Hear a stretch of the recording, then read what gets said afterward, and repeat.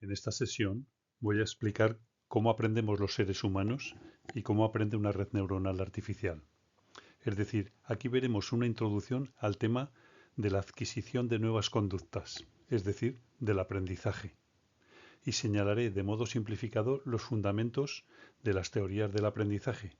Para ello haré una breve introducción al aprendizaje automático, o Machine Learning, como rama de la inteligencia artificial. Mostraré cómo trabajan también las redes cerebrales y las redes neuronales, que sirven de fundamento las primeras a las segundas.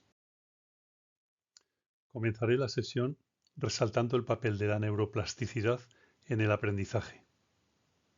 El cerebro es un órgano altamente adaptable y puede cambiar su estructura en respuesta al aprendizaje.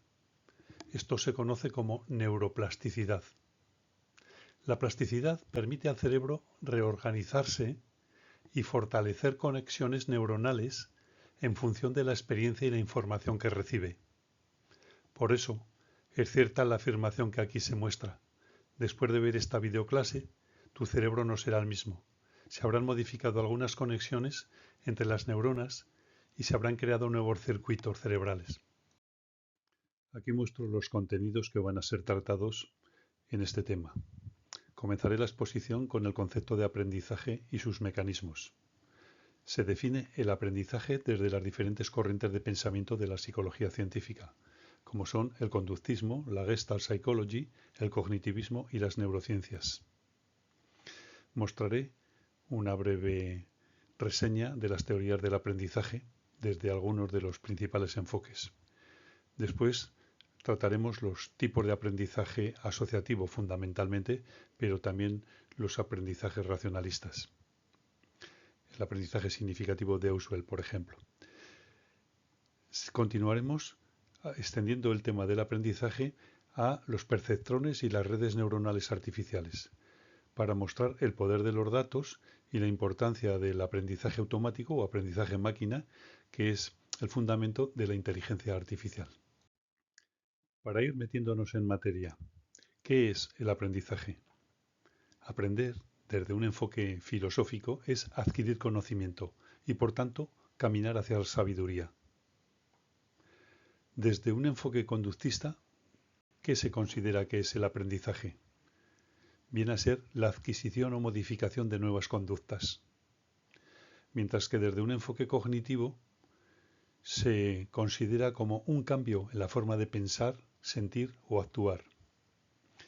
Sin embargo, desde el enfoque de las neurociencias de orientación biologista, el aprendizaje consiste en cambios en el comportamiento provocados por la existencia de cambios que se localizan en las conexiones sinápticas entre las neuronas, pero que también se extiende a circuitos o asambleas de neuronas.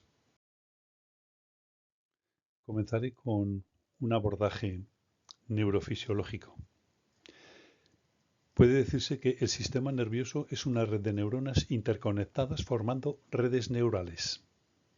La frecuencia o intensidad de la estimulación que reciben las neuronas puede aumentar o disminuir, lo que causa fortalecimiento o debilitamiento de sus conexiones, de sus sinapsis. Además, se altera la estructura y la función de los circuitos neuronales al aprender algo, tales como la síntesis de proteínas en sus espinas dendríticas, alterando así la fuerza de la conexión entre dos neuronas. La investigación sobre los mecanismos del aprendizaje ha permitido conocer qué cambios se producen a nivel neuronal cuando aprendemos. Cuando aumenta o disminuye la frecuencia o número de repeticiones y la intensidad de una estimulación que recibe una neurona, se produce fortalecimiento o debilitamiento de las conexiones. Estos cambios producen alteraciones en la función y la estructura de los circuitos neuronales a través de mecanismos moleculares, como por ejemplo la síntesis de proteínas. El conocimiento de estos mecanismos, de estos cambios, nos ha permitido comprender cómo se forma la huella de memoria y cómo se instala un aprendizaje en el cerebro. Las neuronas que conservan la huella de memoria y dan soporte al aprendizaje de las experiencias tienen en sus espinas dendríticas proteínas especializadas capaces de alterar la fuerza de las conexiones entre las neuronas. Estas proteínas sirven de marcadores que etiquetan la sinapsis cuando se activan, permitiendo el recuerdo o la memoria a largo plazo. En definitiva, este es el mecanismo de la plasticidad cerebral que permite modificar la estructura en función del cerebro cuando aprendemos. En investigaciones con animales se pueden marcar o teñir las proteínas implicadas en el aprendizaje a través de marcadores fluorescentes que revelan qué neuronas están activadas en un aprendizaje y seguir paso a paso el crecimiento neuronal de sus espinas dendríticas. Esta técnica ha permitido explorar los mecanismos del aprendizaje, ya que la mayor fluorescencia sináptica se correlaciona con el mayor tamaño de la espina dendrítica y con el nivel de aprendizaje alcanzado. Las neuronas que codifican un aprendizaje son aquellas que están en un estado de mayor excitabilidad. Además, las neuronas que participan en un aprendizaje pueden ser activadas o inhibidas a través de técnicas de optogenética, es decir, estimulándolas mediante luces con diferente longitud de onda muy específica. Los dos enfoques principales que tratan de explicar el aprendizaje humano son el racionalista y el aprendizaje asociacionista. El asociacionismo proviene de la tradición filosófica del empirismo, cuya idea base es que el conocimiento se construye a partir de las experiencias directas con el entorno. Explica el aprendizaje a partir de la conexión de ideas, de pensamientos, de sentimientos o de imágenes. Estas se asocian a partir de la relación causa-efecto que existe entre ellas. El empirismo, como teoría filosófica, resalta el papel de la experiencia en el aprendizaje y la inducción en el razonamiento, a partir de la idea de tabula rasa, que venimos sin ideas innatas o congénitas. Por el contrario, el enfoque racionalista postula que el aprendizaje se fundamenta en procesos mentales internos y estructuras innatas. Creen que nacemos con predisposiciones o esquemas mentales que nos permiten interpretar y organizar la información del entorno de manera lógica y estructurada, lo que llaman aprendizaje por reestructuración de circuitos. Immanuel Kant propuso que venimos al mundo con ciertas ideas y conceptos que son innatos y permiten interpretar la experiencia de manera coherente. Jean Piaget, quien propuso que los niños no solo aprenden de la experiencia, sino también interpretan activamente el mundo y construyen conocimientos a partir de sus propios esquemas mentales. El aprendizaje desde un enfoque racionalista se centra en el desarrollo de la capacidad de pensamiento lógico y deductivo. Se busca la comprensión de verdades universales y principios abstractos que son independientes de la experiencia particular, contrario al empirismo. El aprendizaje se centra en la adquisición de conocimientos que tienen validez universal. En este enfoque se da mucha importancia a la estructura de la mente y cómo esta estructura ayuda a dar forma al conocimiento, es decir, los esquemas organizativos del conocimiento. Un enfoque racionalista en la educación implicaría, en primer lugar, poner el énfasis en el desarrollo del pensamiento crítico y lógico. También en la enseñanza de principios fundamentales y conceptos abstractos, así como en el uso de métodos de enseñanza que fomenten la reflexión y el razonamiento deductivo. La teoría cognitivista constructivista de Jean Piaget se centra en cómo los niños construyen activamente su conocimiento a través de la interacción con el mundo. En esta teoría hay una serie de puntos claves que enumeraré a continuación y describiré brevemente. Constructivismo.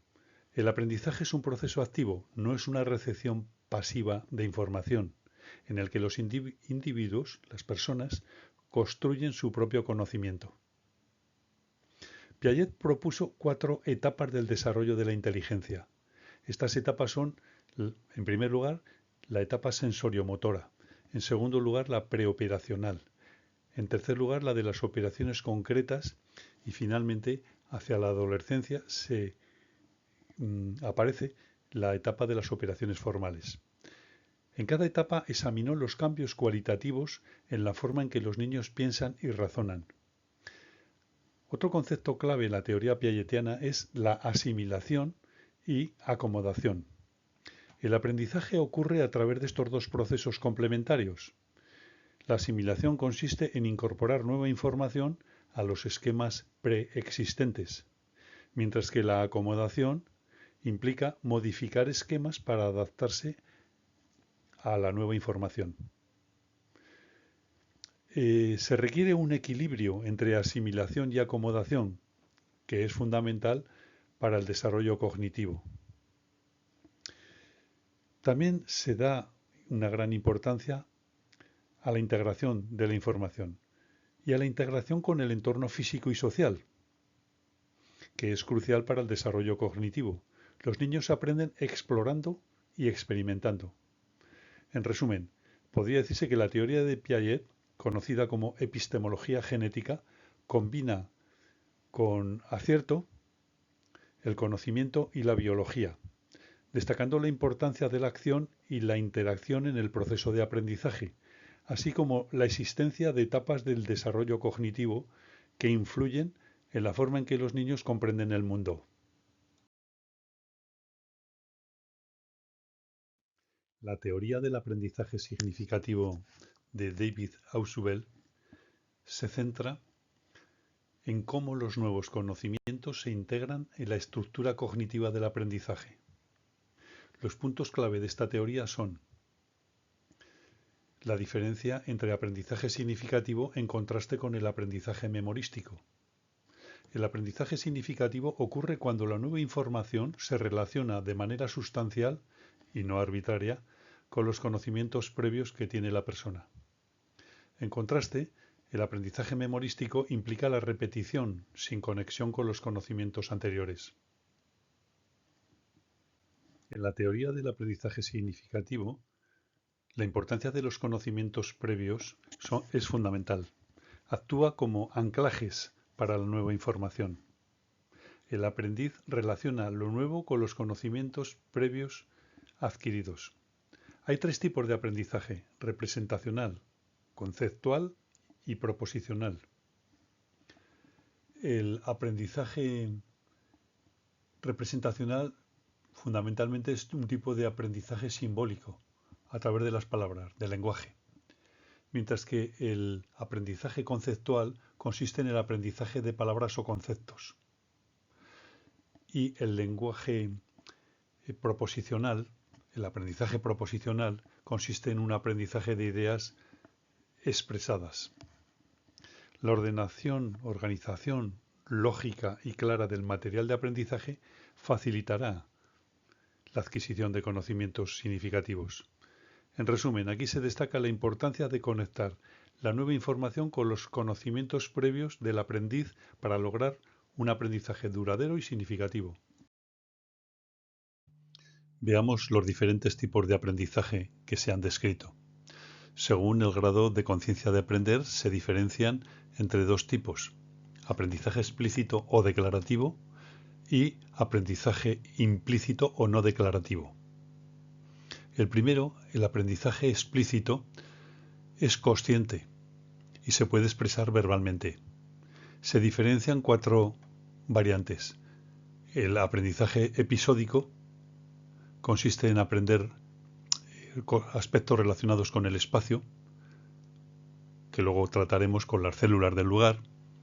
El aprendizaje semántico, relacionado con la memoria semántica, consiste fundamentalmente en aprender el significado de las palabras.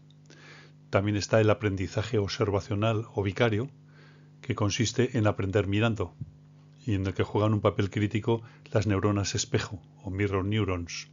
Fue propuesto por Albert Bandura y es un aprendizaje explícito declarativo que implica el reconocimiento consciente de lo que se aprende al observar o mirar cómo lo hacen los otros. Finalmente tenemos el aprendizaje por ensayo y error, es decir, mediante la práctica repetida, a través de la experiencia. Aquí fundamentalmente se aprende a través de los errores, analizando los errores.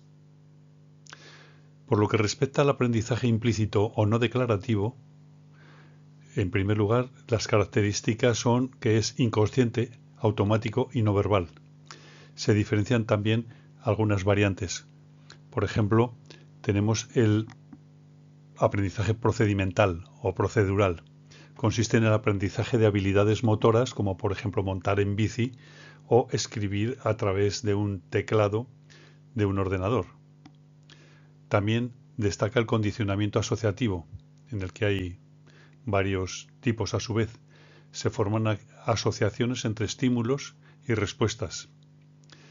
Aquí destaca, pues decíamos, el condicionamiento clásico o pavloviano y el condicionamiento operante o skinneriano, que trataremos poco después. Aquí se asocia a conductas con consecuencias, en este último. La habituación será el último tipo de aprendizaje. La fuerza de la repetición y la ley de Thorndike juegan un papel fundamental en este tipo de aprendizaje. Es decir, cuanto más se repite una acción, más probabilidades tenemos de que se repita esa acción. Consiste en la fuerza asociativa. El aprendizaje procedural es un tipo de aprendizaje en el cual una persona adquiere habilidades y técnicas a través de la práctica y la repetición, en lugar simplemente de memorizar información o hechos, que es el conocimiento declarativo. Este tipo de aprendizaje, el procedural, se enfoca en saber hacer, conocimiento procedimental, y es crucial para entender destrezas específicas o secuencias de acciones. Como ejemplo podemos citar todos aquellos que requieren mucha práctica, como los que se muestran en esta diapositiva. Aprender a desplazarse en bicicleta. A través de la repetición se desarrolla la habilidad de mantener el equilibrio, de girar, de frenar correctamente, etc. También la de tocar un instrumento musical.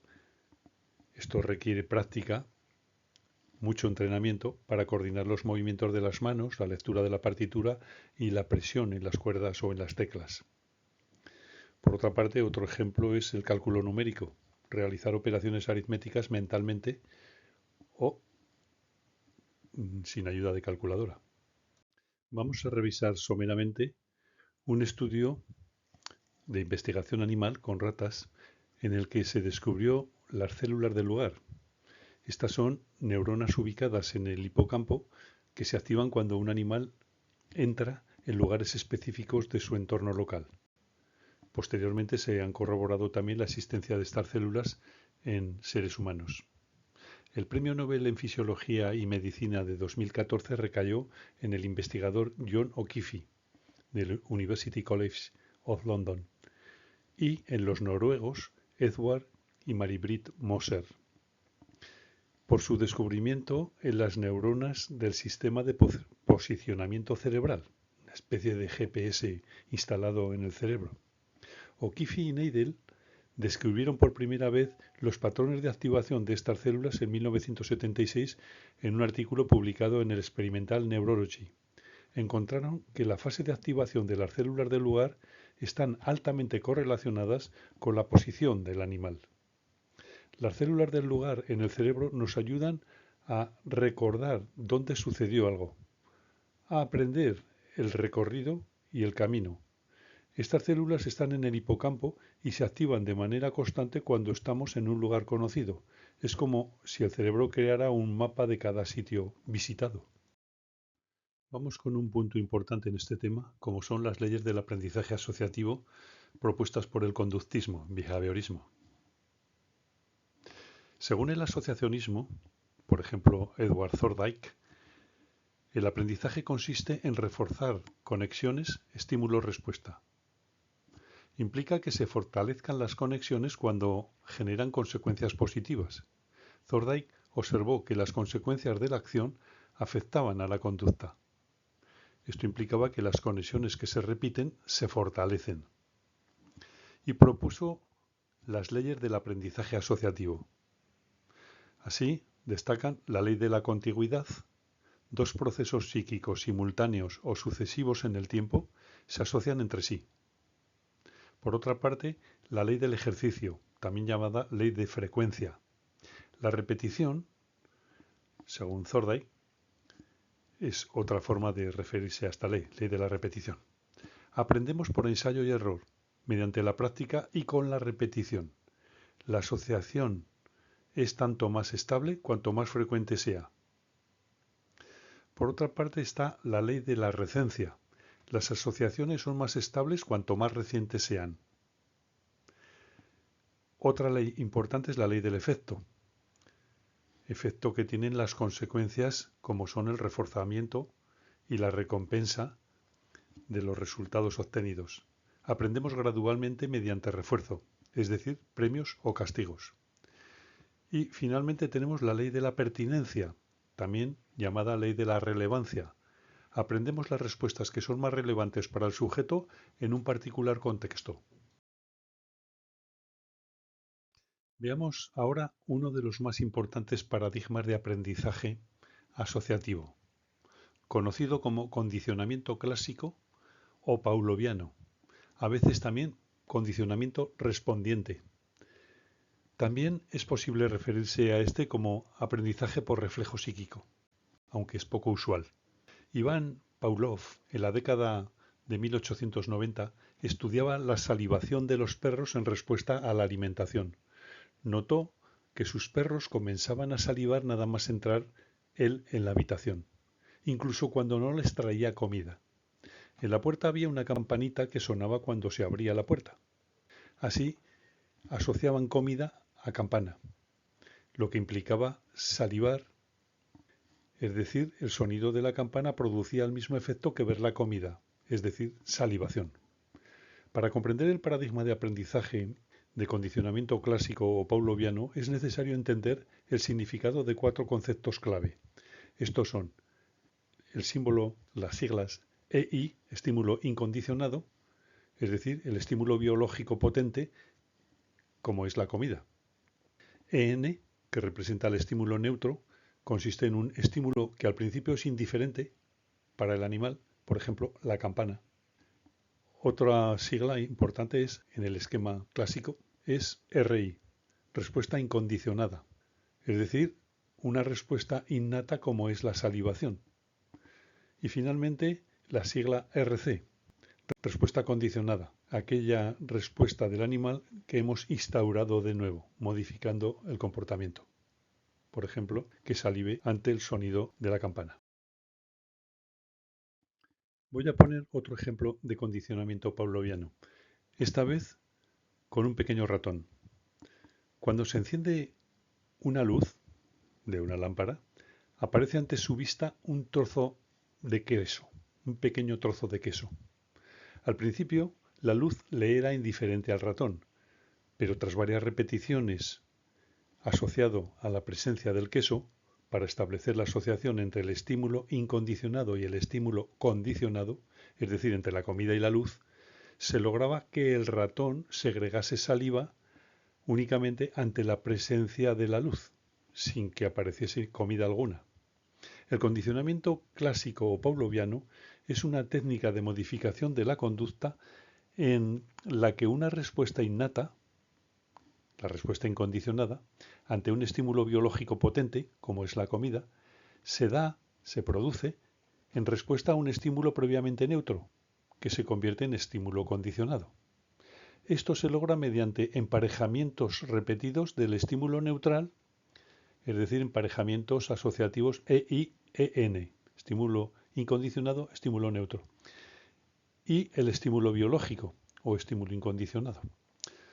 Ese estímulo potente que provocaba la respuesta deseada, la salivación. Es decir, presentar repetidas veces la asociación por contigüidad EI más EC, estímulo incondicionado más estímulo condicionado, producía la asociación con la respuesta incondicionada que era equivalente a la respuesta condicionada. Voy a poner un par de ejemplos de condicionamiento clásico de una fobia. El condicionamiento clásico puede explicar cómo se desarrollan algunas fobias cuando un estímulo neutro se asocia con una experiencia aterradora o desagradable. Un primer ejemplo se trata de fobia a los perros. Una persona en su infancia era indiferente a los perros, estímulo neutro. Un día le mordió un perro. El niño asoció perro, que era un estímulo incondicionado o neutro, con dolor, mordisco doloroso y miedo intenso, generando una respuesta incondicional de temor. Después de esta experiencia, solo ver a un perro o incluso escuchar su ladrido le provocaba una respuesta condicionada de miedo. Así ha desarrollado una zoofobia.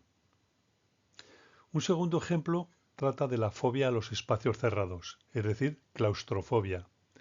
Una persona quedó atrapada en un ascensor durante mucho tiempo. En el espacio cerrado del ascensor, que era un estímulo neutro, se asoció con la sensación de estar atrapado, que generaba temor, miedo, angustia, lo que le provocó una claustrofobia. En definitiva, el llamado condicionamiento clásico o pavloviano ocurre de manera totalmente inconsciente, lo que lleva a suponer que a lo largo de nuestra vida una enorme cantidad de estímulos indiferentes o neutros se han asociado con otros estímulos incondicionales. De modo que los estímulos indiferentes se convierten sin que lo sepamos en estímulos condicionados. Estos estímulos pueden influir inconscientemente en nuestra conducta y en nuestras decisiones. Para resumir de modo sistemático el condicionamiento clásico, repasemos las fases que lo componen. En primer lugar, recordemos los conceptos de estímulo incondicionado, estímulo neutro y estímulo condicionado, respuesta incondicionada y respuesta condicionada. Distinguiremos tres fases. En la fase de precondicionamiento, anterior al condicionamiento, por un lado teníamos que el estímulo incondicionado, en este caso la comida, estaba asociada a la respuesta incondicionada, la salivación. De este modo la comida causaba automáticamente salivación. Por otro lado, sabemos que la campana era un estímulo neutro, ya que produce la respuesta en el animal, no la produce al inicio, la campana. En la fase de condicionamiento se asocia el EI, el estímulo incondicionado, al EC, estímulo condicionado que al principio era neutro. Ese estímulo neutro es el anuncio de la comida por la campana. Esto se hace presentando juntos y repetidas veces, varias veces, hasta que se consolide la asociación EI-EC. Así, el estímulo neutro, campana, más el estímulo incondicionado, comida, se asocia a la respuesta incondicionada produciendo salivación. Finalmente, en la fase de poscondicionamiento, después de haber condicionado la asociación EI-EC con la respuesta pertinente, el estímulo condicionado, la campana, se asocia a la respuesta condicionada. Así, el estímulo neutro se ha convertido en estímulo condicionado por asociación y provoca la respuesta incondicionada, es decir, la respuesta de salivar, igual que producía la comida. Vamos a tratar ahora otro tipo de aprendizaje asociativo, el condicionamiento operante, que es un paradigma experimental desarrollado por el psicólogo americano Baruch Skinner. Afirma que el comportamiento puede ser moldeado y modificado mediante recompensas o castigos, lo que refuerza o reduce la probabilidad de que el comportamiento vuelva a ocurrir en el futuro. En este tipo de condicionamiento, el operante, los conceptos claves son la conducta operante y el reforzador. Conducta operante es la conducta que una persona o un animal ejecuta en su entorno y que puede ser reforzada o castigada, premiada o castigada. Este tipo de conducta tiene un propósito, operar en el entorno para conseguir un resultado.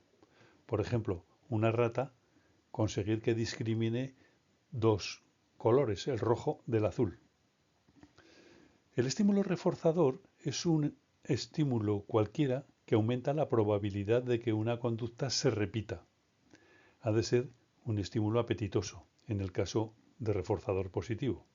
Así, si acierta la rata, se le da un pellet, una bolita de alimento que es del agrado de este roedor. Los reforzadores pueden ser, por tanto, positivos si el estímulo es agradable, por ejemplo, un dulce, cuando responde positivamente, o pueden ser reforzadores negativos, cuando se retira un estímulo desagradable, por ejemplo, quitar una tarea aburrida al sujeto, cuando la respuesta es la adecuada. El castigo ocurre cuando el estímulo que disminuye la probabilidad de que una conducta se repita. Los castigos también pueden ser positivos, por ejemplo, una reprimenda, o negativos, quitar un privilegio. Otro proceso importante que ocurre es la extinción del hábito o del comportamiento, de la conducta. Ocurre cuando un comportamiento deja de ser reforzado y por lo tanto disminuye su frecuencia con el tiempo hasta que desaparece. Por ejemplo, en una caja de Skinner, en la cual se coloca una rata, en una caja con una palanca. Si el animal pulsa la palanca y recibe comida, refuerzo positivo, aprenderá a repetir la acción. Si la palanca no da comida, el comportamiento de pulsarla eventualmente desaparecerá, es decir, se extingue este comportamiento. El condicionamiento operante, a veces denominado aprendizaje instrumental, es un método de aprendizaje que se produce a través de refuerzos y castigos, premios y castigos, por las conductas realizadas. Así, se incentiva al sujeto al asociar resultados deseables o indeseables con determinadas conductas. La conducta operante significa que una respuesta es seguida por un estímulo reforzador. Este esquema que se muestra en la diapositiva indica cómo ocurre el condicionamiento operante. Un evento desencadena una respuesta, es decir, una conducta, que tiene unas consecuencias. Si se le da al sujeto un reforzador positivo o un reforzador negativo, aumentará la probabilidad de repetir las respuestas ante el mismo evento u otro similar, por generalización. Voy a poner algunos ejemplos de condicionamiento operante. Ejemplo número 1. Utilizaremos un reforzador positivo. Si le das una golosina a tu perro, algo que sea agradable para él, cuando atiende tu orden de sentarse, aumentará entonces la probabilidad de obedecer tu orden. Otro ejemplo, utilizando en este caso un reforzador negativo. Tú tienes una pitillera para dejar de fumar, un hábito que deseas extinguir. La programas para fumar a unas determinadas horas del día y un número determinado de cigarrillos. Por ejemplo, un día 5, al siguiente o a los pocos días 4 y a los pocos días 3. Si abres la pitillera fuera de la hora, te dará una descarga eléctrica disuasoria de esta conducta de fumar. Habrás logrado extinguir el hábito en unos días. Veamos cómo se ha realizado la medida del aprendizaje en el comportamiento humano y en los animales. Las leyes del aprendizaje se han extraído a partir de las investigaciones de experimentos con animales. Estas investigaciones han tenido lugar fundamentalmente utilizando como animal experimental la rata o el perro, la paloma, monos y humanos. Desde el enfoque del aprendizaje racional, las medidas que más frecuentemente han sido utilizadas son la tasa de acierto o tasa de error, es decir, medidas relacionadas con la exactitud y precisión de la respuesta. Mientras que desde el enfoque del aprendizaje asociativo, las medidas que más han sido utilizadas son, por un lado, el número de ensayos requeridos hasta alcanzar un criterio de aprendizaje. Por otro lado, el tiempo que tarda el individuo en aprender, es decir, en alcanzar el criterio fijado por el experimentador para dar por adquirido el aprendizaje. Hasta aquí he puesto numerosos ejemplos de condicionamiento en comportamiento animal, en conductas de animales. Vamos a poner algunos ejemplos típicamente humanos para que veamos cómo está omnipresente el aprendizaje asociativo. para moldear nuestro comportamiento, no solamente en incentivos, primas a deportistas, a jugadores de fútbol, por ejemplo, por ganar un partido, o a empleados de una compañía por conseguir sus objetivos. Aquí mostraré 3 ejemplos típicos en primer lugar, de aprendizaje asociativo. El primero, el miedo al dentista, por ejemplo. Un niño va al dentista y experimenta dolor durante un tratamiento. Al principio, el sonido del taladro era un estímulo neutro. Sin embargo, al asociarlo al dolor que le ha producido la extracción de la muela, este estímulo incondicionado, el taladro, pasa a adquirir el comportamiento asociado al dolor. En visitas futuras al dentista, solamente el olor del taladro le producirá miedo. Se ha adquirido una respuesta condicionada. Así hemos adquirido a lo largo de nuestra experiencia numerosos miedos. Un segundo ejemplo trata con la aversión a la comida. Por ejemplo, alguien come un plato de marisco y luego enferma.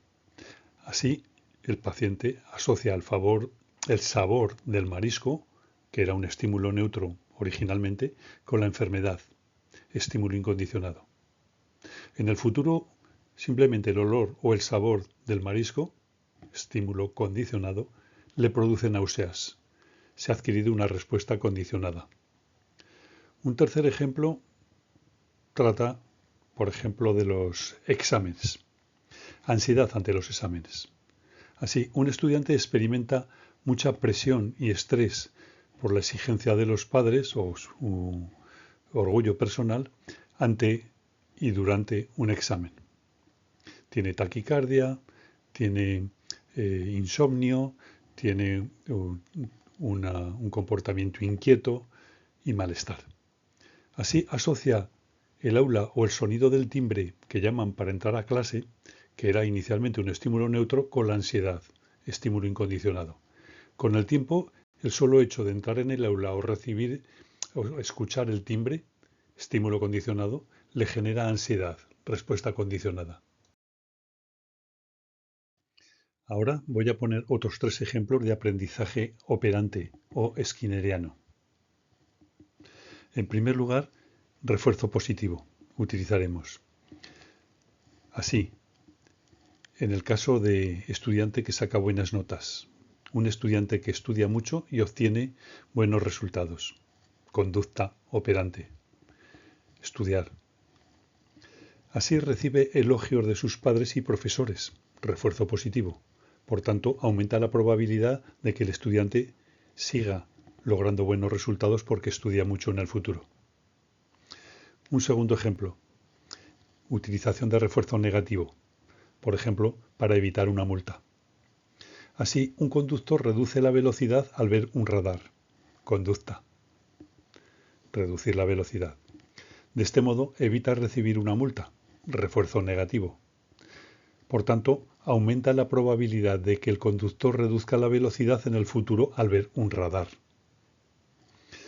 Tercer ejemplo. Utilizaremos el castigo, la reprimenda, como recompensa para modelar la conducta. Un niño grita en el supermercado, monta una pataleta para conseguir que su mamá o su papá le compre un dulce, una golosina. Conducta. Sus padres le dan una reprimenda o le castigan con, por ejemplo, no ver una película que le gusta, dibujos animados en la televisión. De este modo disminuye la probabilidad de que el niño grite en el supermercado en el futuro. El sueño juega un papel fundamental en la consolidación de la memoria, pero también del aprendizaje, ya que facilita la transición de la información recién adquirida a la memoria a largo plazo. Durante el sueño se producen procesos claves que optimizan la capacidad del cerebro para almacenar y reorganizar los recuerdos. Así, un primer proceso consiste en la consolidación de la memoria. El sueño permite que el cerebro refuerce las conexiones sinápticas formadas durante el aprendizaje. estabilizando los recuerdos y mejorando la retención a largo plazo. La fase del sueño REM, es decir, movimiento ocular rápido, es especialmente importante para consolidar memorias emocionales y procedimentales, aprendizaje de habilidades, mientras que el sueño de ondas lentas, el sueño no REM, ayuda a consolidar la memoria declarativa, es decir, la memoria de hechos y eventos. Un segundo proceso es la reorganización y optimización. Mientras dormimos, el cerebro reestructura los recuerdos, integrándolos con experiencias previas y fortaleciendo las conexiones neuronales relevantes. Este proceso ayuda a integrar nuevos conocimientos y facilita el aprendizaje de posteriores hechos. Un tercer proceso consiste en la limpieza de desechos. Durante el sueño profundo, el sistema linfático del cerebro elimina toxinas acumuladas, lo que permite que las neuronas funcionen eficientemente. Esta limpieza es crucial para mantener la salud cerebral y optimizar las capacidades de aprendizaje. También las emociones tienen un impacto profundo en la memoria y en el aprendizaje, influyendo tanto en cómo percibimos y procesamos la información como en qué, cuánto de bien recordamos lo aprendido. Veamos tres funciones que cumplen esta relación de las emociones con el aprendizaje. Por un lado, sirven para potenciarlo, tanto la memoria como el aprendizaje. Hemos dicho que las experiencias cargadas emocionalmente suelen recordarse mejor y de manera más duradera que las pequeñas o neutras. Esto se debe a que las emociones activan la amígdala, una estructura cerebral que modula la memoria al fortalecer la consolidación de eventos importantes o intensos. Por ejemplo, recordamos más vívidamente los acontecimientos asociados con la alegría, con el miedo o con la sorpresa. En segundo lugar, produce las emociones facilitación del aprendizaje. Las emociones positivas, como por ejemplo el entusiasmo y la curiosidad, pueden mejorar la motivación y el compromiso con el aprendizaje, aumentando la atención y facilitando la retención de información.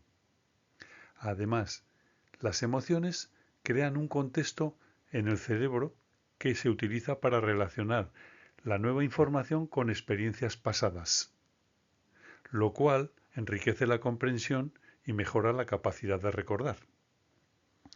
En tercer lugar, las emociones pueden producir interferencia y bloqueo.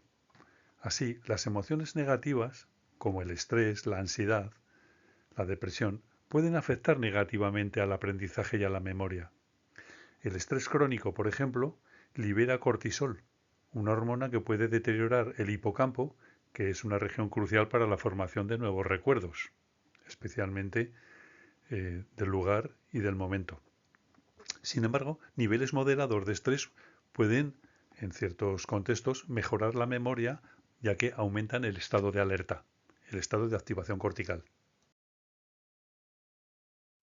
No podemos finalizar el tema del aprendizaje humano sin hacer una breve alusión a los principales trastornos del aprendizaje. Estos son generalmente relacionados con aprendizajes instrumentales de la adquisición de conocimiento, como son la lectura, la escritura, el cálculo y la comprensión y expresión del lenguaje. Así, destacan entre esos trastornos del aprendizaje la dislexia, la dificultad en la lectura que afecta la capacidad de decodificar palabras y comprender textos. Por otra parte, está la disgrafía o dificultad en la escritura que se manifiesta en problemas de ortografía, gramática, caligrafía y organización de ideas. Un problema diferente relacionado con la función del cálculo es la discalculia. Es una dificultad en el área de las matemáticas que afecta la capacidad de comprender conceptos numéricos, realizar cálculos y resolver problemas matemáticos. Tiene un correlato neurofisiológico. El surco infratemporal parece ser que está dañado en este tipo de problema.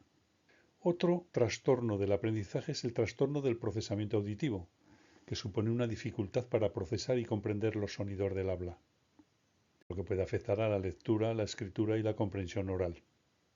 Finalmente, la dispraxia consiste en una dificultad en la coordinación motora, que puede afectar a la escritura o bien a la manipulación de objetos y a otras habilidades motoras finas o gruesas. Es importante destacar que estos trastornos pueden coexistir y que cada persona puede experimentar una combinación peculiar de este tipo de dificultades. Dejamos aquí la sección relacionada con el aprendizaje animal y humano para ocuparnos del aprendizaje máquina o aprendizaje automático, también llamado, o en inglés Machine Learning, aprendizaje máquina. Aquí vamos a exponer de modo simplificado los fundamentos de cómo aprenden las máquinas electrónicas. En el mundo hay información, es decir, datos, y el cerebro cuenta con unos sensores, unos transductores, que captan y transmiten esos datos al cerebro para ser procesados.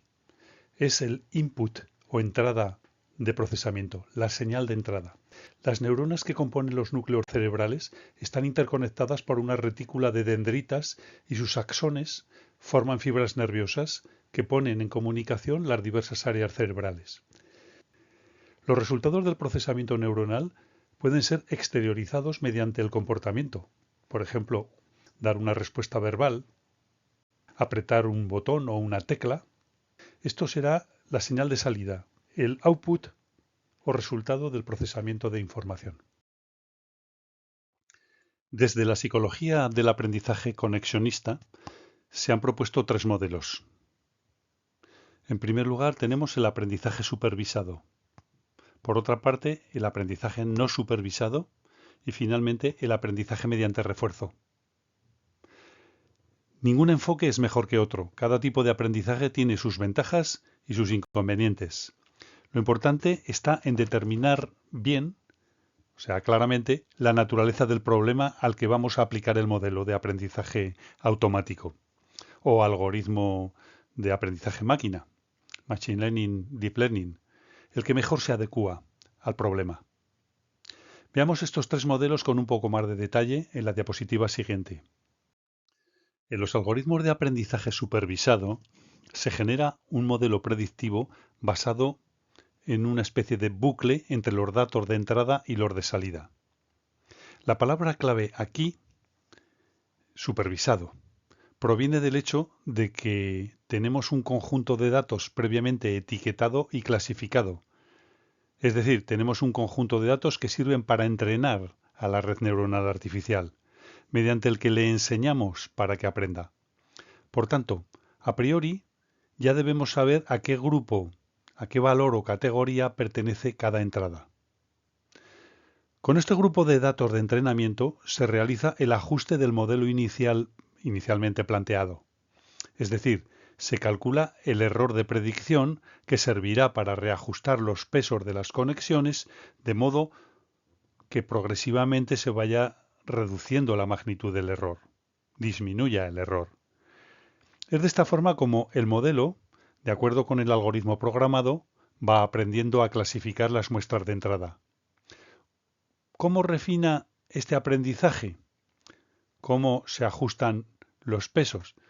Comparando el resultado del modelo, es decir, la predicción formulada, con la etiqueta real de la muestra, el verdadero valor de la clasificación. Obteniendo la diferencia, podrá corregir. De este modo, realizará los ajustes o compensaciones pertinentes modificando el valor de las fuerzas de las conexiones según la magnitud del error que el modelo comete en cada predicción, en cada salida o respuesta.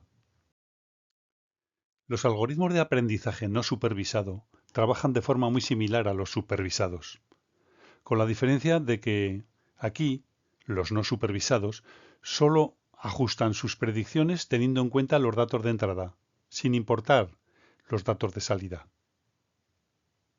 sin aplicar esa corrección o modificación de las fuerzas de los pesos mediante el cálculo del error de esa manera que hemos descrito anteriormente.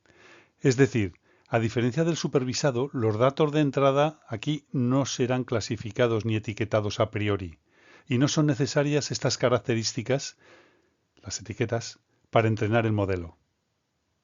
Dentro de este tipo de algoritmos, el agrupamiento o clustering en inglés, es el más utilizado, ya que esta técnica particiona los datos en grupos que posean características similares entre sí. Los agrupa por similitud. Sin embargo, aquí el algoritmo o función de activación se ha optimizado para producir una validación o tasa de éxito máxima, de manera automática y sin supervisión humana. Estos modelos están basados tanto en los principios asociativos conexionistas como en el uso de técnica de estadística inferencial multivariante, llegando a producir clasificaciones de los datos bien fundamentadas. Este método o modelo de aprendizaje, el aprendizaje con refuerzo, también está inspirado en la psicología conductista, en este caso de signo skinneriano, y en la noción de agente computacional. Aquí, el objetivo del modelo consiste en averiguar qué acciones debe escoger un agente de software en un momento dado con el fin de maximizar una recompensa o premio acumulado. Este modelo parece seguir la ley del efecto propuesta por Edward Thorndike. La respuesta que produce satisfacción se transforma en la más fuertemente conectada con la situación de aprendizaje y al contrario, las respuestas que causan displacer producen conexiones débiles. Por tanto, el aprendizaje está centrado en descubrir qué acciones debe realizar el agente, el yo, el ego, para maximizar la recompensa o ganancia, o minimizar las pérdidas. Por ello, el algoritmo se centrará en acciones que conduzcan a obtener la recompensa y maximizar la ganancia. En este tipo de aprendizaje no se le dice al agente qué acciones debe realizar. Al contrario, el agente debe experimentar para encontrar esas acciones.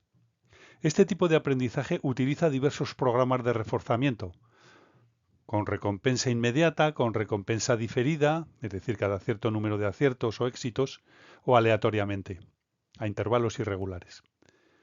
En cada uno de estos programas se obtienen diferentes resultados en cuanto al mantenimiento o extinción de los aprendizajes. Aprendizaje automático o aprendizaje máquina y aprendizaje profundo, o sus respectivos términos inglés, Machine Learning y Deep Learning, son técnicas que están inspiradas en conocimientos de neurociencia acerca de las interconexiones cerebrales y generan modelos de datos que pueden ayudarnos a resolver problemas de modo inteligente. Por ejemplo, detección de fraude fiscal, detección de spam de correo o de fake news. También detectar el estado emocional de un grupo de WhatsApp, si es positivo o negativo, etc. El aprendizaje automático y el aprendizaje profundo ayudan a descubrir lo que los datos ocultan o no muestran de manera explícita, resaltando el poder de los datos. El conocimiento e interpretación de los datos proporciona información relevante para la optimización de algunos negocios. Y esta información, que es accesible y está disponible ya en las redes, ayuda a tomar decisiones más acertadas para el empresario. Gracias a estas tecnologías de la información, podrán diferenciarse y adelantarse a la competencia. Escoger convenientemente los datos, generar los modelos de redes neuronales y decidir qué modelos aportan un valor añadido es una tarea que se está expandiendo en este primer cuarto del siglo XXI. A finales del siglo XIX, Santiago Ramón y Cajal publicó un artículo basado en el examen del cerebro de las aves en el que explicaba que las células nerviosas no eran continuas. Esto le llevó a la llamada teoría de la doctrina de la neurona, basada en la hipótesis de que la neurona era efectivamente la unidad funcional del cerebro. Cajal propuso que las neuronas actuaban como entidades discretas que, intercomunicándose, establecían una especie de red mediante conexiones especializadas o espacios sinápticos.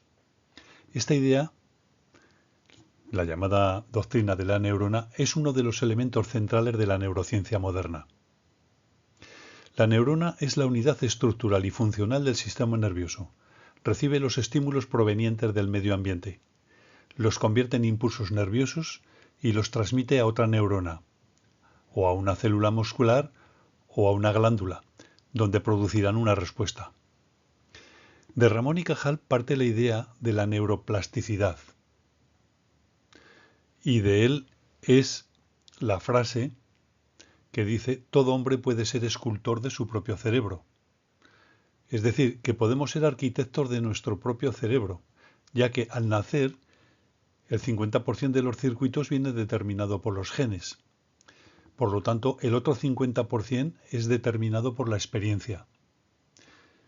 Así, es importante poner el cerebro a pensar para establecer nuevas conexiones. En el dibujo de la izquierda de esta diapositiva se muestra el esquema de una neurona natural, con su soma o cuerpo celular y dentro su núcleo. Observamos que de él parten las ramificaciones del árbol dendrítico y también la salida del axón. Obsérvese que este último, el axón, está aislado, como si se tratase de un cable eléctrico envainado dentro de plástico. Pero en vez de aislarse con plástico, la neurona se aísla con una capa de mielina, una sustancia aislante natural. A la derecha se muestra el esquema de una neurona artificial. Adviértase cómo en su lado izquierdo tiene los elementos de entrada, el árbol dendrítico. En el centro está el soma y el núcleo, donde se procesa o transforma la señal de entrada o input informacional, dato informacional. Una transformación matemática, es decir, una suma algebraica de los impulsos que confluyen, excitatorios e inhibitorios. En el lado derecho tiene su axón, que producirá la respuesta. Todo esto forma un nodo en la red neuronal artificial. Aquí aparecen de nuevo dos términos importantes en una neurona artificial: el error y el ajuste de pesos, o coeficientes o fuerza de conexión entre las neuronas. La neurona artificial requiere retroalimentación, por eso aprende. Es decir, evalúa la respuesta y si ha sido errónea, se corrigen los pesos a la baja. Es decir, multiplicando por un factor de ponderación negativo. A esto se conoce como inhibición, contrarrestar la fuerza de la conexión. Mientras que si ha sido positiva, la respuesta, se fortalecen los pesos. Esto se le llama excitación, porque el factor de ponderación es positivo. En esto consiste el aprendizaje de la neurona artificial. Es un mecanismo cibernético, de retroalimentación, como ocurre con el termostato de nuestra calefacción. Pero además se aplica la corrección de errores, es decir, el ajuste de pesos, la fuerza de las conexiones, cosa que no ocurre en el termostato. No aprende, es fijo. Aquí, en la neurona artificial, a un nodo de la red neuronal le llamaremos perceptrón. Con el aprendizaje automático, la máquina tiene el poder de aprender y producir nuevos comportamientos que no estaban programados explícitamente. Si lo piensas, esto es similar a la inteligencia humana. Nos enseñan habilidades específicas y luego somos capaces de adaptar este conocimiento a situaciones desconocidas. Extrapolamos, generalizamos. Por lo tanto, tiene sentido que el aprendizaje automático sea un método importante para la inteligencia artificial. Aquí se muestra cómo se comunican dos neuronas contactando en la sinapsis. Estas células nerviosas consumen oxígeno y se comunican entre sí intercambiando sustancias químicas llamadas neurotransmisores a través de los botones sinápticos de los axones o de sus dendritas en la sinapsis. Los neurotransmisores sirven para provocar un desequilibrio energético, un desequilibrio electrolítico entre el interior y el exterior de la neurona, que tiene lugar en sus membranas. Podemos ver cómo las dendritas captan información.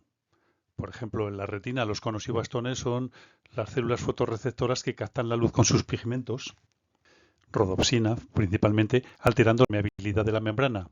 Y tras sufrir esa transformación en el soma de la neurona, se genera un impulso eléctrico que transmite a través del axón hasta otro botón sináptico de alguna dendrita que pertenece a la neurona vecina.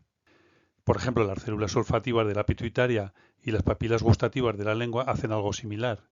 En este caso, convertir energía química, no luz, en impulsos eléctricos. Donald Hebb nació en Chester, en Nueva Escocia, Canadá, y a principios del siglo pasado, ¿no? Siglo XX. Es considerado el iniciador de la neuropsicología. La publicación de su libro The Organization of Behavior, la organización del comportamiento, en 1949, desempeñó un papel clave en su aparición. En su libro, Hebb desarrolló la primera teoría comprensible sobre el modo en que fenómenos psicológicos tan complejos como las percepciones o las emociones, los pensamientos, la memoria, pueden ser producidos por actividad cerebral. La teoría hebbiana describe un mecanismo básico de plasticidad cerebral en el que el valor de una conexión sináptica se incrementa si las neuronas de ambos lados de dicha sinapsis se activan repetidas veces de forma simultánea. Esto es lo que decimos aprendizaje por la práctica. Al repetir un aprendizaje se refuerzan las conexiones, se fortalecen esas conexiones sinápticas. El concepto de plasticidad hace referencia a la capacidad que tiene el sistema nervioso de modificar las conexiones entre neuronas para permitir la transmisión de impulsos electroquímicos. Donald Hebb aportó dos conceptos clave que son fundamentales en la neurociencia actual, en la neuropsicología. La regla de aprendizaje de Hebb, aprendizaje hebbiano, y la noción de asamblea neuronal. Donald Hebb afirmaba que las conexiones sinápticas se fortalecen cuando dos o más neuronas se activan de forma contigua en el espacio y en el tiempo. Esta es la ley de Hebb. Es uno de los fundamentos, como hemos señalado, de la neuropsicología. Según la regla de Hebb, la fuerza de las conexiones se incrementará con la práctica, facilitándose así el aprendizaje. Esta regla de la neurofisiología explica también la formación de memorias. Los recuerdos perduran por la activación y reforzamiento de conexiones entre neuronas. Una asamblea neuronal es un conjunto de nodos interconectados, es decir, consiste en un conjunto de unidades llamadas neuronas artificiales o a veces también llamadas perceptrones conectados entre sí para transmitirse señales, es decir, mensajes. Cada neurona está conectada con otras neuronas a través de unos enlaces. Estos enlaces tienen un valor de salida de la neurona anterior que es multiplicado por un valor o peso o coeficiente. Estos pesos en los enlaces pueden incrementar, es decir, excitar, o reducir, es decir, inhibir, el estado de activación de las neuronas vecinas. Aplican la regla de Hebb. La fuerza de las conexiones se incrementa con la práctica, facilitando así el aprendizaje. El resultado del procesamiento viene determinado por la suma algebraica de impulsos excitatorios restando los impulsos inhibitorios ponderados por sus coeficientes o pesos. Veamos lo que dice la regla de Donald Hebb. Según Hebb, las neuronas que se activan a la vez incrementan las probabilidades de conectarse a la vez en el futuro. En este caso, se afirma que una coincidencia en el tiempo, como es la activación de células nerviosas, influye sobre un evento futuro, es decir, dará el mismo patrón de activación, o sea, resalta el papel de la experiencia en el aprendizaje. Este autor, Donald Hebb, proponía algo similar a lo que había dicho el conductista Edward Thorndike 20 años antes, pero ahora se hacía desde un enfoque neurofisiológico. La propuesta de Donald Hebb era una hipótesis de trabajo provisional hasta la llegada de técnicas de registro con microelectrodos implantados en las células individuales del cerebro vivo, es decir, las neuronas. Mediante estas técnicas se mostró que efectivamente las neuronas se comportan como predijo Donald Hebb. Esta regla de la neuropsicología no solo explica el proceso de aprendizaje, explica también la formación de memorias. Así, los recuerdos perduran por la activación y reforzamiento de conexiones entre neuronas. De modo que el cerebro elabora recuerdos intensificando las conexiones entre neuronas que disparan de forma concurrente. En esta diapositiva vemos dos ejemplos de redes neuronales más complejas, constituidas por algunas asambleas neuronales. Los puntos negros representan los nodos o unidades de la red neuronal, mientras que las líneas rectas vienen a representar las interconexiones o comunicación entre neuronas. Diferentes asambleas neuronales están representadas en diferentes colores. Voy a hacer un breve recorrido histórico tratando de mostrar las etapas que ha seguido la construcción, la elaboración de modelos de aprendizaje automático y de inteligencia artificial. En 1936, Alan Turing publica un libro sobre computación numérica y su aplicación al problema de la decisión. Aquí, en este libro, introdujo la máquina de Turing, un modelo teórico que sentó las bases de la computación moderna. Ese concepto fue fundamental para la inteligencia artificial, ya que definió la posibilidad de que una máquina realice cualquier cálculo algorítmico. Me refiero a la máquina universal de Turing. En 1943, Warren McCulloch y Walter Pitts publicaron un artículo sobre el cálculo lógico de las ideas inmanentes a la actividad nerviosa. Allí propusieron el primer modelo matemático de una red neuronal artificial. Este trabajo fue un hito, ya que mostró cómo las redes neuronales podrían realizar operaciones lógicas. A finales de la década de 1940, John von Neumann desarrolló la arquitectura que define la estructura básica de la mayoría de las computadoras modernas. Esta arquitectura consiste en una unidad central de procesamiento, la CPU, una memoria y dispositivos de entrada y salida, por ejemplo, una pantalla y un teclado o un ratón. Es esencial para la implementación de algoritmos de inteligencia artificial estas máquinas von Neumann, esta estructura computacional de los ordenadores actuales. En 1949, Donald Hebb, como hemos dicho, publicó La organización de la conducta, donde expuso la regla de Hebb que explica el aprendizaje asociativo por parte de las neuronas y que ha sido fundamental en el desarrollo de estas redes neuronales artificiales. En 1958, Frank Rosenblandt creó el perceptrón, el primer modelo de red neuronal capaz de aprender a reconocer patrones. Aunque limitado, el perceptrón demostró el potencial de aprendizaje automático. En la década de 1980, Rumelhart, Hinton y Williams desarrollaron el algoritmo de retropropagación, backpropagation en inglés, que permitió entrenar redes neuronales multicapa de manera eficiente.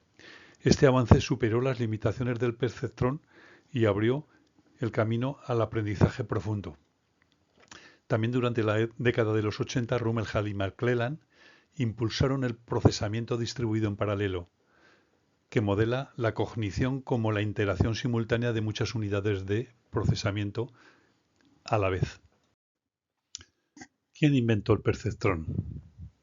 Hemos dicho que el primer algoritmo que presentaba una red neuronal simple llamado perceptrón fue creado por Frank Rosenblandt en 1958, basándose en los trabajos realizados previamente por Santiago Ramón y Cajal y Charles Sherrington, pioneros del estudio del funcionamiento del cerebro humano. La neurona diseñada por McCulloch y Pitts en 1943 es una unidad de cálculo que intenta modelar el comportamiento de una neurona natural, similares a las que constituyen el cerebro humano. Esta unidad de cálculo es la unidad esencial con la cual se construye una red neuronal artificial. El resultado del cálculo en una neurona consiste en realizar una suma ponderada de las entradas, las señales de entrada, seguida de la aplicación de una función no lineal generalmente, como se muestra en esta diapositiva. El modelo neuronal de McCulloch y Pitts de 1943, conocido como Threshold Logic Unit o unidad de procesamiento lineal, de umbral lineal, fue el primer modelo neuronal de la computación moderna y ha servido de inspiración para el desarrollo de otros modelos neuronales. McCulloch fue un neurólogo y cibernético nacido en New Jersey, en Estados Unidos, mientras que Walter Pitts fue un lógico estadounidense que trabajó en el campo de la neurociencia computacional, nacido en Detroit. Hace ya más de 80 años, en 1943, Warren McCulloch y Walter Pitts, como hemos dicho, escribieron un artículo sobre el cálculo lógico en la actividad nerviosa. En este se proponía el primer modelo matemático de una red neuronal artificial. Aquí los canales de entrada de cada neurona, los inputs, se llamaban dendritas, y el único canal de salida recibía el nombre de axón, producía el output. El axón de la neurona podría ramificarse y se conectaba a su vez con las dendritas de otras neuronas mediante sinapsis. Este modelo es considerado la primera inteligencia artificial, aunque todavía no había sido acuñado el término inteligencia artificial, que fue posterior. En este perceptrón, que se muestra en la diapositiva, produce un resultado, una salida, un output binario, o bien 0 o bien 1, según sean las señales de entrada o inputs. En este modelo de perceptrón, para determinar el resultado de la función activadora de la respuesta, es crítico el valor que se fije para el umbral. Así, el valor del resultado o output es 0 si el resultado de multiplicar el peso por los elementos de la señal x sub i es menor o igual que el valor del umbral. Por el contrario, el valor del output es 1 cuando el resultado de dicho producto es mayor que el del umbral. Vamos a aplicar el perceptrón a la decisión sobre la compra de un artículo. Supongamos que en la compra de un producto influyen tres factores: la calidad, la duración y el color. Se establece un valor fijo del umbral igual a 60. El criterio es: si el resultado es mayor que el umbral, sí se compra el artículo, pero si es menor que el umbral, no se compra. La función activadora del perceptrón da como resultado 8 por 8 más 1 por 3 más 1 por 3 igual a 70. Por tanto, como 70 es mayor que 60, el resultado, el output, es 1, la decisión es comprar el artículo. Aquí se muestra el esquema computacional del perceptrón. El perceptrón aparentemente es muy simple. Equivale a una neurona, a un nodo de una red neuronal artificial. Los datos de entrada, o inputs, son los valores de x sub i, mientras que w sub i son los pesos o valor de la ponderación de cada dato, los coeficientes que multiplican a los valores de x sub i. La letra zeta, letra griega, es el valor del umbral, mientras que la letra O indica el output o salida, la respuesta del perceptrón. Finalmente, la letra S representa la función no lineal que opera en el núcleo del nodo del perceptrón y que es conocida como función de activación. Abajo se muestra la suma de los productos de los datos de entrada ponderados por el peso que tiene cada uno. Veamos ahora cómo es el esquema computacional de una red neuronal artificial. A la izquierda se presentan los datos de entrada, x1, x2, xn, que van a ser procesados como señal de entrada, input. Obsérvese cómo cada nodo de la izquierda capta un dato. Generalmente se introduce en el sistema un gran volumen de datos que resultaría muy complejo de analizar para un cerebro humano. Estos datos confluyen sobre el nodo de la otra unidad neuronal, en el centro representada con la letra griega sigma. Aquí se integra toda la información de la señal de entrada, de las señales de entrada, habiendo sido ponderada por los pesos o refuerzos de conexiones anteriores. Recordemos que el símbolo W sub i indica la magnitud de esos pesos o coeficientes de ponderación. Tendrán un valor positivo si se da una excitación, mientras que tendrán un valor negativo si se produce una inhibición. A la salida de la neurona, representada con la letra sigma, letra griega sigma, puede existir una función limitadora o umbral que modifica el valor del resultado final o impone un límite que no se debe sobrepasar antes de propagarse el impulso a la neurona contigua siguiente. Esta función se conoce como función de activación. Después veremos esto. Finalmente, el valor Y indica el resultado del procesamiento, es decir, la salida o output del sistema computacional. En esta diapositiva vemos dos ejemplos de redes neuronales más complejas, constituidas por algunas asambleas neuronales. Los puntos negros representan los nodos o unidades de la red neuronal, mientras que las líneas rectas vienen a representar las interconexiones o comunicación entre neuronas. Diferentes asambleas neuronales están representadas en diferentes colores. Las redes neuronales artificiales son también conocidas como sistemas conexionistas y son un modelo computacional inspirado en el funcionamiento de su homólogo biológico. Tomando este modelo simplificado de la realidad, resulta fácil codificar en un programa informático en el que se actualizan los pesos correspondientes de una red neuronal, conforme se produce aprendizaje hebbiano. Las redes neuronales artificiales destacan en áreas donde la búsqueda de una solución es difícil de lograr mediante programación convencional, debido a la complejidad del problema. En la inteligencia artificial, la inteligencia radica en el interconexionado de neuronas y la gran plasticidad cerebral. La enorme capacidad de aprendizaje del ser humano se debe a que nacemos con un cerebro inmaduro, que se acaba de construir, que se completa hacia los 18 años, teniendo durante este periodo temporal una gran plasticidad cerebral. Una red neuronal artificial es un grupo de nodos interconectados, similar a la compleja red de neuronas en un cerebro biológico, es decir, en un cerebro vivo. Cada nodo circular representa una neurona artificial y cada flecha representa una conexión desde la salida de una neurona a la entrada de otra. Así es como podría verse una red neuronal simple, como muestra la diapositiva. Tenemos unas señales de entrada o inputs, tenemos unas neuronas en la capa oculta con las que se comunica y hay unos pesos, la fuerza de la conexión, que se establecen en función de la práctica repetida. Y finalmente esa transformación o output, salida de la neurona de la capa oculta, producirá, tras integrar y filtrar con una función activadora, la salida o respuesta de esa red neuronal. Desde el punto de vista de las neuronas artificiales y redes neuronales artificiales, el principio de Hess viene a ser un método para determinar la forma de modificar la fuerza o los pesos entre las conexiones de las neuronas. El peso entre dos neuronas se incrementa si las dos neuronas se activan simultáneamente y se reduce si se activan por separado. Los nodos que tienden a ser positivos al mismo tiempo tienen fuertes pesos positivos, mientras que aquellos nodos que tienden a ser contrarios tienen fuertes pesos negativos.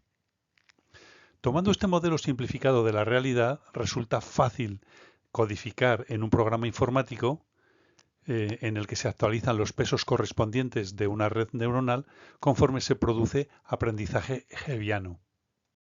Como hemos dicho, si las señales de entrada a un subsistema producen el mismo patrón de actividad repetidamente, el conjunto de unidades activas, neuronas, que componen este subsistema, llegará a tener una asociación más fuerte. Es decir, cada unidad neuronal tendrá que activar positivamente a otras unidades y con pesos negativos inactivar los elementos que no formen parte del patrón. En otras palabras, el patrón en su conjunto se convertirá en un sistema fuertemente asociado. Esta interconectividad con excitaciones e inhibiciones forman lo que se llama una asamblea neuronal. El modelo informático que muestra la diapositiva es un modelo de aprendizaje hebbiano basado en la corrección retroactiva del error, llamado también backpropagation en inglés. Veamos en qué consiste este mecanismo de corrección del error. Basándose en las señales de entrada, valores x sub y, los pesos ajustados o fuerza de las conexiones entre las neuronas de entrada y las de la capa oculta, y también basándose en la función activadora, el sistema o red neuronal hará una predicción, es decir, dará una posible respuesta, un output. Esta respuesta o output será evaluada y si resulta ser errónea, si la predicción no corresponde a lo esperado o al valor verdadero, entonces se detecta un error. El mecanismo de corrección del error precisamente consiste en esto, en corregir el error reajustando los pesos o la fuerza de las conexiones entre las neuronas de entrada y la capa de oculta en sucesivas iteraciones o ejemplos con los que entrenamos a la red neuronal. Por lo tanto, este ajuste es fundamental para corregir las predicciones en las sucesivas iteraciones de la red neuronal.